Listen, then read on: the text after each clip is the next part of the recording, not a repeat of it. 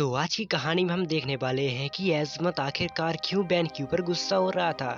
और इस एपिसोड में हम देखने वाले हैं कि आखिरकार एलियन एक्स का होम प्लेनेट क्या है और वो कहां से आते हैं। और इस एपिसोड में बैन एलियन एक्स के अंदर क्यों ट्रांसफॉर्म करता है, ऐसी क्या जरूरत पड़ जाती है। और इस एपिसोड में हम देखने वाले हैं कि एग्रीकर के पास अब अल्टीमेट पावर हो चुकी है और अगर उसने एलियन एक्स की पावर को एब्जॉर्ब कर लिया तो सोचो वो कितना खतरनाक हो जाएगा और बैन क्या उसको रोक पाएगा। और इस एपिसोड में ऐसा क्या होता है कि छोटा वाला बैन इनकी टाइमलाइन में आ जाता है और ये बैन 10 अल्टीमेट एलियंस का बेस्ट एपिसोड होने वाला है। तो फिर चलो और इसी के साथ एपिसोड को शुरू करते हैं बिना वक्त को जाया करें।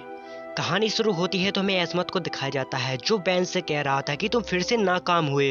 तुम्हारे पास चार मौके थे एग्रीकर को मैप ऑफ इंफिनिटी के टुकड़े रोकने से, पर तुम हर बार नाकाम हुए। बट बैन कहता है कि हमने उसके पीछे काफी अच्छी चीजें भी की थी, जरा उसको याद करने की मेहरबानी करेंगे।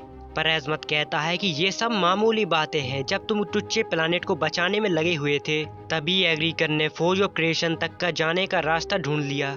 तभी केविर कहता है कि हमने ये जानबूझ के तो नहीं किया, पर तुम उसका रास्ता भी बता दोगे तो हम अब भी उसको रोक सकते हैं। पर एज़मत कहता है कि अगर मुझे पता होता तो मैं तुम्हें पहले ही बता देता।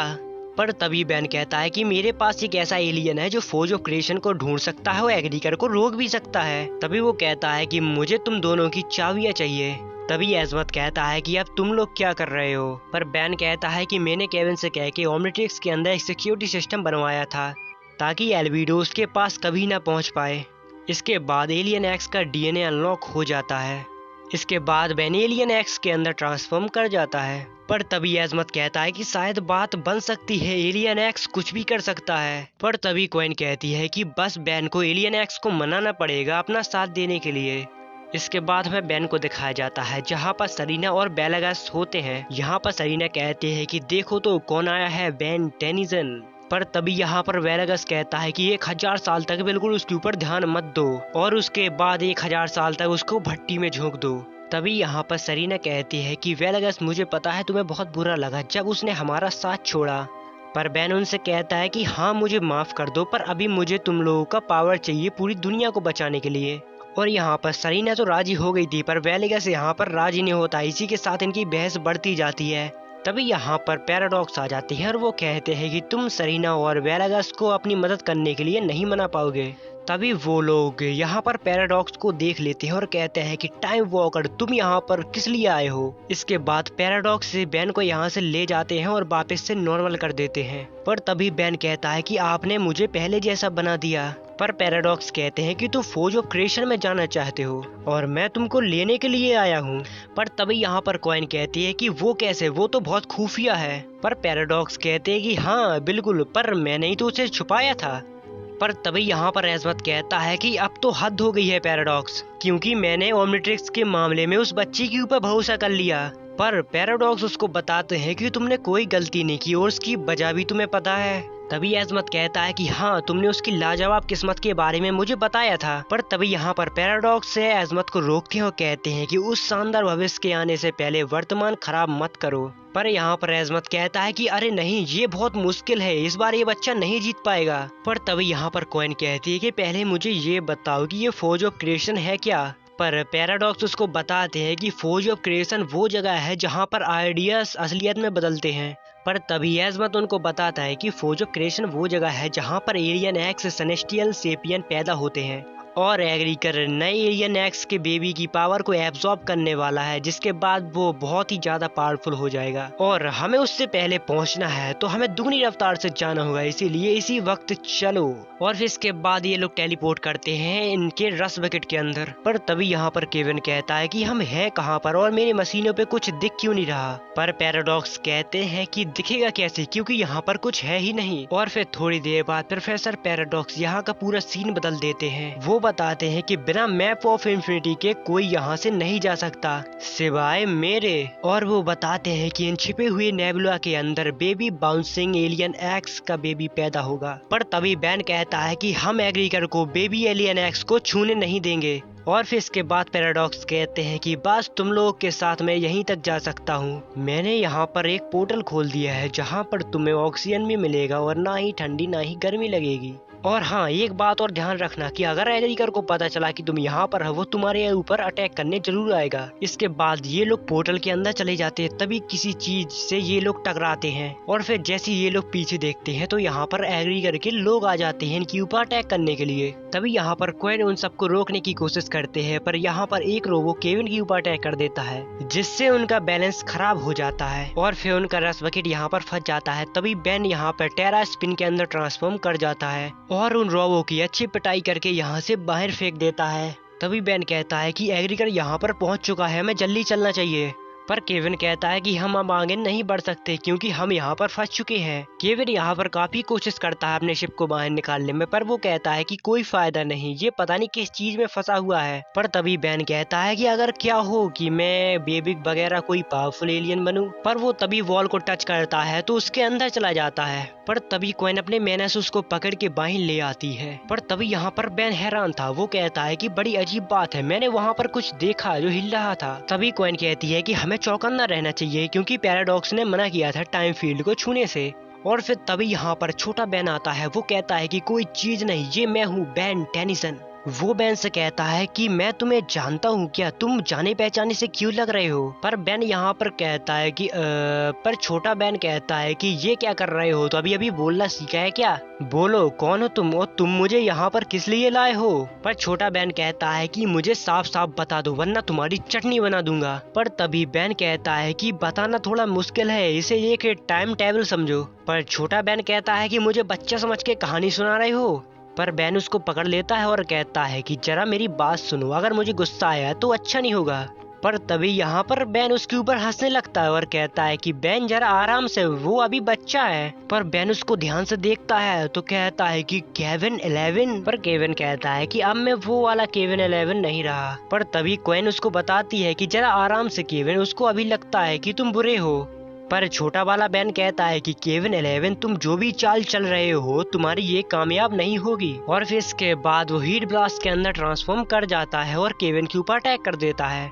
तभी केविन उसके ऊपर गुस्सा हो जाता है, कहता है कि शरारती कॉकरोच, मुझे आंख में झोंकने की कोशिश। और फिर इसके बाद केविन और हीट ब्लास्ट के बीच फाइट होने लगती है। यहाँ पर हीट ब्लास्ट थोड़ी देर में केविन को हरा देता है और वो यहाँ पर कहता है कि अब अगला कौन है। पर बेन उससे कहता है कि तुम्हें ठंडा होने की जरूरत है मेरे दोस्त। वो यहाँ पर विक्चिल के अंदर ट्रांसफॉर्म होने वाला था, पर वो यहाँ पर एनर्जी के अंदर ट्रांसफॉर्म कर जाता है। तभी हीट ब्लास्ट उसके ऊपर अटैक कर देता है, पर बेन यहाँ पर उसको एक ही झटके में चारों खाने चित्त कर देता है। पर तभी यहाँ पर क्वेन उसको टाइम लाइन में टच होने से पहले ही अपने मैना से उसको पकड़ लेती है और कहती है कि बेन वहाँ पर खतरा है। पर यहाँ पर बेन कहता है कि मैं खतरे से ज्यादा खतरनाक हूँ और फिर थोड़ी देर में उसकी बैटरी डाउन हो जाती है। पर तभी एनर्जी कहता है कि हाँ वो तो दिख ही रहा है।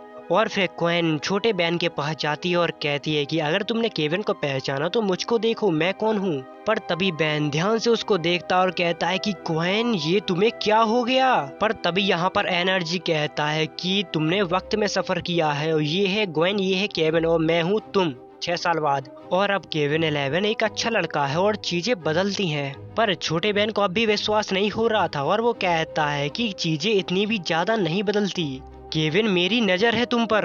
पर तभी यहाँ पर केविन कहता है कि मैं तो तुम्हारे डर से कांपने लगा हूँ छुटकू। पर तभी केविन कहता है कि हम यहाँ से पर निकले कैसे। और छोटा वाला बेन कहता है कि ओमेट्रिक्स फुल्ली चार्ज है और इसके बाद एक डॉगी वाले एलियन के अंदर ट्रांसफॉर्म कर जाता है और शिप की चीड़ फाड़ कर देता है। तभी बेन भागते हुए आता है और उसको वापस से नॉर्मल कर देता है। तभी छोटा बेन कहता है कि हे तुमने ये कैसे किया। और केविन उससे कहता है कि हे तुमने मेरे शिप के साथ ये क्या किया। पर छोटा बेन कहता है कि तुम्हारे शिप पर पहले ही वहाँ पर डेंट आया हुआ था और वैसे भी तुम चाहो तो एक और शिप चुरा सकते हो। और फिर इसके बाद ये लोग एक नया शिप को लेकर यहाँ पर एलियन एक्स के होम प्लेनेट पर पहुँच जाते हैं। यहाँ पर हमें बहुत सारी एलियन एक्स दिखाए जाते हैं जिनका साइज बहुत ही बड़ा था। और फिर यहाँ पर छोटा वाला बेन काफी सवाल पूछने लगता है कि फ्यूचर में क्या क्या हुआ था। पर तभी यहाँ पर क्वेन कहती है कि बेन बहुत मीठा खा चुके, यहाँ पर दो। पर छोटा बेन कहता है कि मेरे पास नहीं है। पर क्वेन उसको थोड़ा गुस्से की नजर से देखती है तो वो जेब में से निकाल के उसको दे देता है। पर तभी यहाँ पर केविन कहता है कि बस तुम्हारे समझ में नहीं आ रहा, तुम बस इसको एक गेम समझ रहे हो। पर तभी यहाँ पर बेन कहता है कि तुम्हें क्या लगता है कि मुझे कुछ नहीं पता, क्योंकि जब मैं एलियन बनता हूँ, जब अगर मैंने गड़बड़ की तो लाखों लोगों की जान जा सकती है। और तुमने जो बताया अगर हमने उसमें गड़बड़ की तो फिर पूरी दुनिया भर के लोगों की जान जा सकती है। और वो यहाँ पर कहता है कि जब जीतने की चाहत हो तो दिमाग में टेंशन लेने का फायदा ही नहीं। और क्या मैं इसको एक बड़ा मजाक समझूं? तो क्या पता मैं सही वक्त आने पे वो सब कर सकूं जो मैं करना चाहता हूं। तभी क्वीन बेन से कहती है, क्या हर वक्त तुम इसलिए बदतमीज रहते हो क्योंकि तुम डरते हो? पर बेन कहता है कि नहीं, मुझे पता ही नहीं होता। और फिर इसके बाद सीन शिफ्ट होता है जहाँ पर छोटा बेन बड़े बेन की ओमेट्रिक्स को चेक कर रहा था। वो उससे पूछता है कि वैसे में तुमने ओमेट्रिक्स तोड़ा कैसे? पर बेन बताता है कि मैंने तो इसे कभी तोड़ा ही नहीं। और फिर इसके बाद ये लोग वहाँ पर पहुँच जाते हैं जहाँ पर बेबी बाउंसिंग एलियन एक्स होता है। और फिर हमें बेबी एलियन एक्स दिखाया जाता है जहाँ पर एग्रीकर को उसकी पावर को एब्जॉर्ब करने के लिए आना था। और फिर ये लोग जा ही रहे होते हैं तभी इनका शिप पे क्रैश हो जाता है। और फिर इसके बाद ये लोग क्रैश लैंडिंग अपनी करवाते हैं। इसके बाद सीन शिफ्ट होता है जहाँ पर दोनों बैन दरवाजा तोड़ के बाहर निकलते हैं। और तभी छोटा बैन उससे पूछता है कि मैं बड़े होके कितना ताकतवर बनूंगा। तभी बैन उसको जवाब देता है कि तुम बहुत ही ज्यादा ताकतवर बनोगे। और फिर तभी यहाँ पर एग्रीकर की एंट्री हो जाती है। वो आते ही सीधा इनके ऊपर अटैक करने लगता है। वो कहता है कि पता नहीं तुम मुझसे पहले यहाँ पर कैसे पहुँच गए टेनिसन।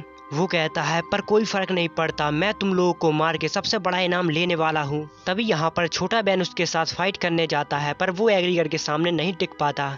और क्वीन भी उसके ऊपर अटैक करते हैं पर एग्रीकर कहता है कि तुम्हारे मैना वाले हमले मुझे छू भी नहीं सकते। और फिर तभी वो एक पंच मारता है जिससे पूरा एलियन एक्स का हाथ हिल जाता है। पर तभी छोटा वाला बैन फिर से उससे लड़ने के लिए आ जाता है पर फिर से वो एग्रीकर से पिट जाता है। और वो बैन से कहता है कि हम इस तरह उससे नहीं लड़ सकते, हमें कोई उड़ने वाला एलियन चाहिए। और फिर बैन यहाँ पर उसको स्टिंग फ्लाई के अंदर ट्रांसफॉर्म कर देता है। तभी बैन उससे पूछता है कि आखिरकार तुमने ये कैसे किया, मुझे बताओ।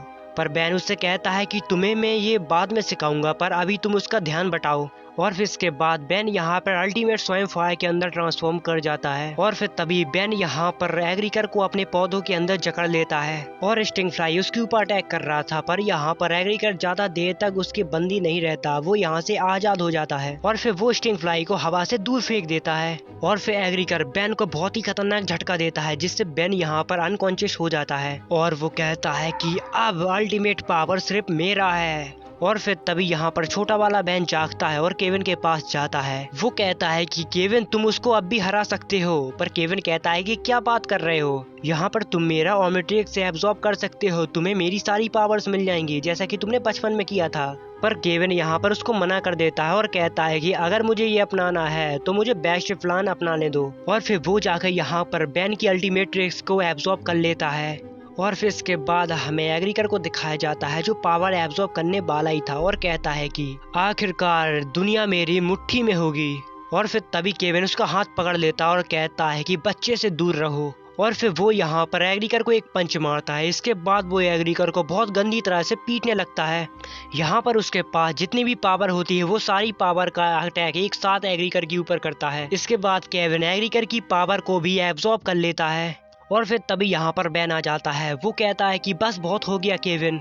पर केविन कहता है कि नहीं बैन, इसके खात्मे के साथ ही कहानी खत्म होगी। और यहाँ पर ग्वेन कहती है कि एनर्जी को एब्जॉर्ब करने के बाद ओस्मोसेपियन अपने ऊपर से काबू खो देते हैं। तभी केविन कहता है कि अच्छा ठीक है, मुझे बेकाबू होना पसंद है और मुझे यहाँ पर लग रहा है शायद मुझे अपने लिए एलियन एक्स का भी पावर एब्जॉर्ब करना चाहिए। पर बैन कहता है कि मैं तुम्हें ऐसा नहीं करने दूंगा केविन। पर केविन कहता है कि बैन तुम भी मुझे नहीं रोक पाओगे और आखिरकार मैं मॉन्स्टर तो बन ही गया हूँ और मैं वो हूँ जिसे किसी को भी अपने ऊपर प्यार नहीं है। पर तभी ग्वेन कहती है कि केविन ये सच नहीं है। पर तभी यहाँ पर छोटा वाला बैन कहता है कि लोग तुम्हारे साथ प्यार से पेश आते हैं पर तुम्हें वो दिखाई नहीं देता, तुम्हें बस अपने ऊपर अफसोस करना आता है। पर यहाँ पर केविन उसके ऊपर गुस्सा हो जाता है जिससे छोटा वाला बैन डर जाता है।